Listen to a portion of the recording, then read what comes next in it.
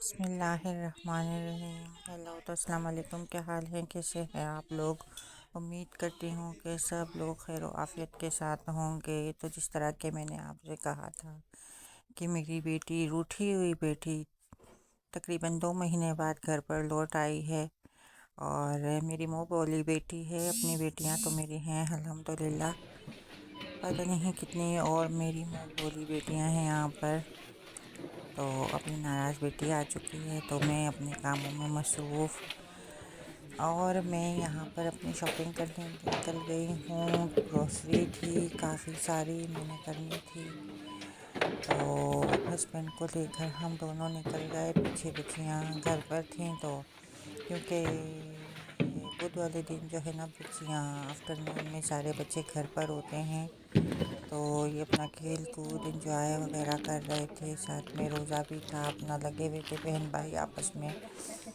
تو اب میں نکل گئی، میں نے کہا چلو اپنی گروسری وغیرہ کر لیں، تو ہم دونوں اپنی شاپنگ وغیرہ کرتے رہے، کیونکہ بار بار پھر ٹائم نہیں ملتا نکلنے کے لیے۔ جب ٹائم جیسے ہی ملتا ہے تو سب کچھ اکٹھا ہی لینا پڑتا ہے مجھے۔ میرے ہسبینڈ اور میں، ہم ساری شاپنگ کرتے رہے، گروسری کرتے رہے، جو جو ہمیں چاہیے تھا ہم نے شاپنگ کر لی، کیونکہ پھر ویک میں میرے خیال سے دوبارہ ٹائم ملے گا تو ہفتے والے دن ملے گا، سنڈے کو تو پھر بند ہوتا ہے سب کچھ۔ تو میں نے کہا چلو تھوڑی تھوڑی کر کے جو جو شاپنگ میں کر سکوں۔ میں سوچ رہی تھی کہ اب میں کچھ ورڈز جو ہے نا، اس میں فرینچ کے بھی یوز کیا کروں، کیونکہ بعض اوقات ایسا بھی ہوتا ہے کچھ لوگ ویزا اپلائی کر رہے ہوتے ہیں پاکستان سے، تو ان کو اسپیشل کلاسیں لینی پڑتی ہیں، یا کسی بھی کنٹری سے، یا ہمارے یہاں بھی بہت سارے لوگ اس طرح آتے ہیں جو بالکل نئے ہوتے ہیں سوئٹزرلینڈ میں، اور ہو سکتا ہے فرانس میں، کیونکہ وہاں بھی فرینچ لینگویج ہے، تو بہت پرابلم ہو جاتی ہے جب نیا آیا ہوا بندہ ہوتا ہے، اسے اتنی پرابلم ہو جاتی ہے، اتنی پرابلم ہو جاتی ہے لینگویج کی جس کی حد ہی نہیں ہے۔ تو تھوڑا تھوڑا کر کے اگر میں ایک ایک ورڈ بھی بولتی رہوں گی، تو جن لوگوں کو جو ہے نا نہیں پتہ ہوگا اور وہ سمجھنا چاہ رہے ہوں گے، تو ان کو ایزیلی ان باتوں کا آسانی سے سمجھ آ جائے گی، ان باتوں کی۔ جو نئے آئے ہوئے لوگ ہوتے ہیں، نارملی یہاں پہ اسکولس تو ہوتے ہیں، لیکن جو اپنی لینگویج میں کوئی بندہ سمجھا رہا ہو تو وہ زیادہ ایزی ہوتا ہے۔ میں اسکول جاتی تھی اسٹارٹنگ میں سے ہی، پہلے دن سے ہی مجھے کلاسز دینا انہوں نے اسٹارٹ کی، لیکن یقین کریں آپ جب نئے آئے ہوئے ہوتے ہیں تو آپ کو یہ کلاسیں اتنی بری لگ رہی ہوتی ہیں، کیونکہ آپ کے سمجھ میں نہیں آ رہی ہوتی ہے۔ آہستہ آہستہ پھر جب سمجھ آنے لگتی ہے تو پھر آپ کا انٹرسٹ بڑھتا ہے۔ ویسے نارملی کوئی اور سمجھا رہا ہو تو بہت مشکل لگتا ہے، لیکن اگر کوئی اپنا بندہ، پھر میں نے نیٹ پہ سرچ کیا کہ اردو اینڈ فرینچ ٹرانسلیٹنگ، تو وہ کلاسیں دے رہے تھے یوٹیوب پہ، میں نے تھوڑا بہت سیکھا۔ پھر اس کے بعد میں نے اردو اور پشتو میں بھی سیکھا، تو مجھے ایزی رہا، بہت زیادہ مجھے سیکھنے کو ملا تھا۔ یوٹیوب پہ جو ٹیچرز سکھا رہے تھے ہمارے پاکستانی ٹیچرز ہی تھے، تو ابھی جب میں چیزیں گروسری وغیرہ کر رہی ہوں، اس طرح کے چھوٹے چھوٹے ورڈز جو ہوتے ہیں، ایک آدھ لفظ میں سکھا دوں یا بول دوں، یوز کر دوں، اور اس کا مطلب بھی، اگر کیا پتہ اس سے کسی نہ کسی کا کوئی نہ کوئی فائدہ ہو جائے، تو یہ بھی صدقہ جاریہ ہے۔ بہرحال یہ نماز پڑھ رہے ہیں ابھی بچے، تو جو ہے نا کیونکہ یہ آئی ہوئی ہے، تو جب جب یہ آتی ہے تو پھر بچے اس کو کافی سارا گائیڈ کر رہے ہوتے ہیں، ہر ایک چیز کے بارے میں سمجھا رہے ہوتے ہیں۔ تو میں نے سوچا کہ چلو میں پھر وہ پکوڑوں کا مسالہ گھر پہ ہی تیار کرتی ہوں اور اکٹھا ہی رکھ دیتی ہوں۔ اسی طرح چاٹ مسالہ ہو گیا، وہ بھی میں رمضان میں بہت سارا بناتی ہوں، گرم مسالہ، سبھی کچھ گھر پہ بنا کر اور بوتلوں میں بھر کے سال بھر کے لیے رکھ دیتی ہوں۔ تو نہیں، سال نہیں ہو تو 6 مہینے کے لیے، لیکن گھر کا جو ہے نا بنا ہوا مسالہ، اس کی بات ہی کچھ اور ہوتی ہے۔ پھر میں نے کہا چلو قیمے کے سموسے وغیرہ قیمے ڈال کے پسند ہے، اس بچی کو بھی بہت پسند ہے، تو خیر یہ میرے ساتھ خود بھی ہیلپ کر لیتی ہے جب آتی ہے۔ تو اب ہم نے اکٹھا ہی سموسے وغیرہ بنانے اسٹارٹ کیے، تو میڈم آئی تو کہہ رہی ہے کہ ممی مجھے بھی آپ کے ساتھ کرنا ہے۔ میں نے کہا چلو آؤ۔ پھر پچھلے دفعہ بھی اس نے کافی سارا کام میرے ساتھ کروایا تھا۔ میری بیٹیاں تو ظاہر کرتی ہی ہیں، لیکن اس کو سیکھنے کو مل رہا ہے نا، اس کو سیکھنے کو مل رہا ہے۔ اس کے والد صاحب اتنے خوش ہوئے تھے جب اس کی بیٹی کو دیکھا تھا کہ اس کی بیٹی کو اتنا کچھ سیکھنے کو ملا، تو بہت خوش ہوئے۔ تو انہوں نے پھر ریکویسٹ کی کہ میری بیٹی کا تھوڑا خیال رکھنا، تو میں اچھا خاصا ہی خیال رکھ لیتی ہوں۔ پچھلی دفعہ اس سے میں نے مرچوں میں مسالہ بھر کر اور یہ پھر اس کو پکوڑوں کے مسالے میں جو ڈپ کرتے ہیں بیسن میں، وہ تل کے کھلائی تھی اس کو۔ اتنا مزہ آیا تھا، اتنا مزہ آیا تھا، اور سموسوں کے پیچھے تو یہ پاگل ہو گئی تھی کھا کھا کے اس نے پورے رمضان۔ تو کہہ رہی ہے ممی سموسہ نہیں بنائیں گی؟ میں نے کہا کیوں نہیں، آؤ بناتے ہیں۔ ویسے نارملی تھے تو صحیح آلو والے، لیکن میں نے کہا چلو قیمے والے بنا لیتے ہیں، تو پھر یہ ساتھ میں ہی بیٹھ کر ہم لوگ بنانے لگے قیمے ڈال کے سموسے۔ تو دیکھو اتنی ٹرین ہو گئی ہے، اتنی اچھی طریقے سے یہ سب کچھ کر رہی تھی میرے ساتھ۔ یہ دیکھو پہلے پاکٹس بنوائے دونوں بہنوں نے، اور یہ اب دیکھو لگی ہوئی ہے اس میں مسالہ کیسے، کتنے ٹرک سے یہ بھر رہی ہے مسالہ، اور بڑے مزے سے۔ ویسے اس کا نام تھا جو سوئس نام تھا اس کا، ابھی بھی ہے، الیکسیا اس کا نام ہے، لیکن ہم لوگوں نے اس کا نام چینج کر کے دنیا رکھا ہے، کیونکہ اسے دنیا نام اچھا لگا تھا۔ اس نے دو تین بہت سارے نام نکالے تھے نیٹ سے بھی، اور ہم نے بھی پہلے اس نے فاطمہ سوچا، پھر اس نے کہا نہیں نہیں نہیں مجھے دنیا نام پسند ہے، تو ہم لوگوں نے پھر اسے دنیا ہی پکارتے ہیں ابھی۔ تو کیونکہ دین میں اتنی زیادہ آ گئی ہے تو اپنی طرف سے پوری کوشش کرتی رہتی ہے، تو ہم لوگ نہیں چاہتے کہ اس کو اس کے نام سے پکارا جائے، چاہے باہر اور اسکولوں میں ہر جگہ تو اس کو اس کے ہی ناموں سے پکارا جاتا ہے، لیکن ہم گھر میں پوری کوشش کرتے ہیں کہ اس کا نام دنیا ہی لے کر پکارے۔ تو یہاں مسجد پہ آ گئے تھے، جس طرح کہ میں نے بتایا کہ بدھ والے دن آفٹرنون میں چھٹی ہوتی ہے اور مسجد تھوڑا دور ہے، تو پھر بدھ والے دن ہی پاسبل ہوتا ہے کہ جائیں، یا پھر ویکینڈ پہ تو بچوں کو سب کو لے کر مسجد میں آ گئے تھے۔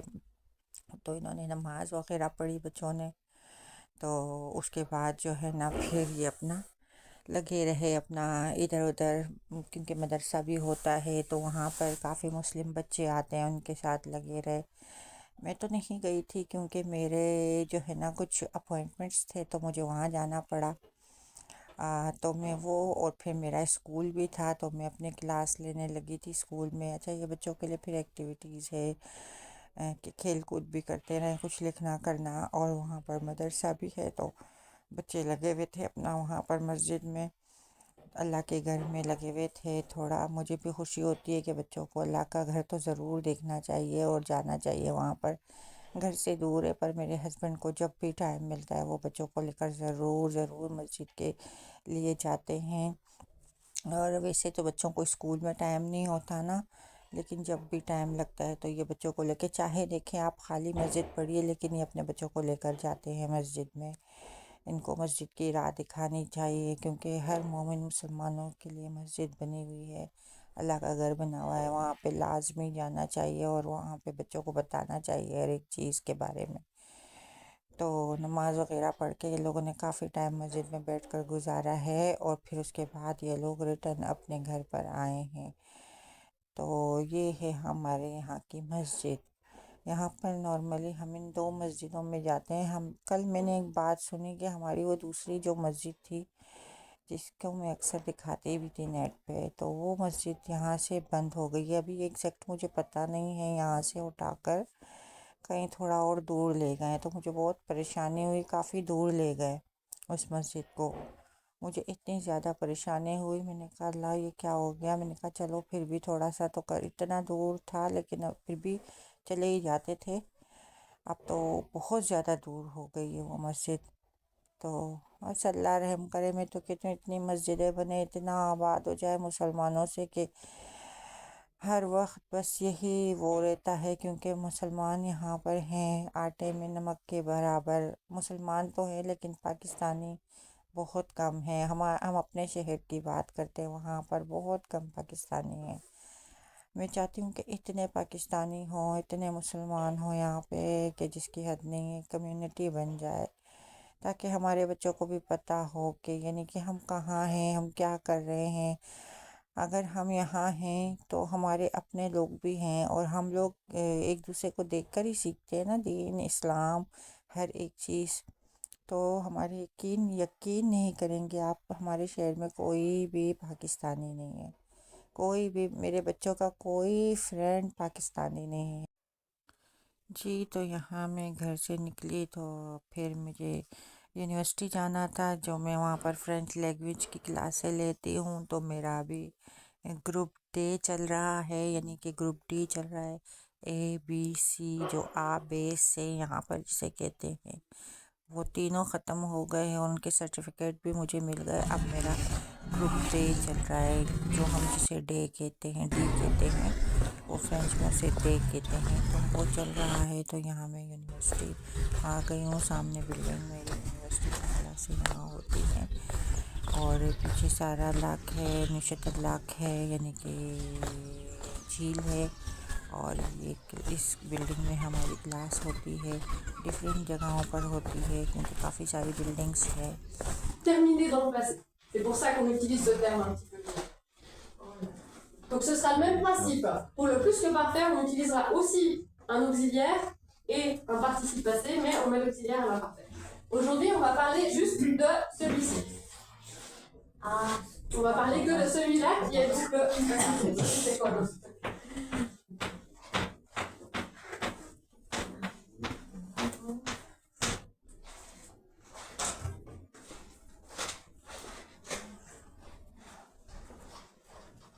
Je vous ai mis un petit texte sur l'actrice américaine Marilyn Monroe avec 5 verbes ici en haut. Et j'aimerais que vous choisissiez à chaque fois le bon verbe pour compléter la phrase et que vous le mettiez au passé composé. Ça ne devrait pas être très compliqué, je vous laisse peut-être le faire rapidement et puis on corrigera ensemble dans 5 minutes.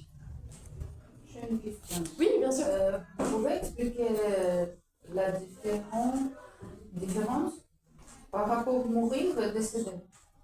Alors justement, il n'y a pas vraiment de différence. Décédé, c'est un petit peu plus formel. Okay. Ça paraît un peu plus... جی، تو پھر یہاں پر ہم گھر آ گئے، اور پھر افطاری کا ٹائم ہو گیا تھا، اور کھانا اور سموسے اور یہ وہ تلتے رہے۔ پھر اس کے بعد آپ کو پتہ ہے کہ کتنی مصروفیات ہوتی ہے، بس یہی تھا سارا کچھ آج میرے دن کی روٹین تھی۔ آپ لوگ جو ہے نا چینل کو لائک کریں، سبسکرائب کریں، اور دعاؤں میں یاد رکھیں۔ میں تو ہمیشہ سب کو دعاؤں میں یاد رکھتی ہوں۔ خوش رہیں، دعاؤں میں یاد رکھیں ہمیں بھی۔ تو یہاں ہماری افطاری کا ٹائم ہو چکا ہے۔ میری طرف سے سب کو اللہ حافظ۔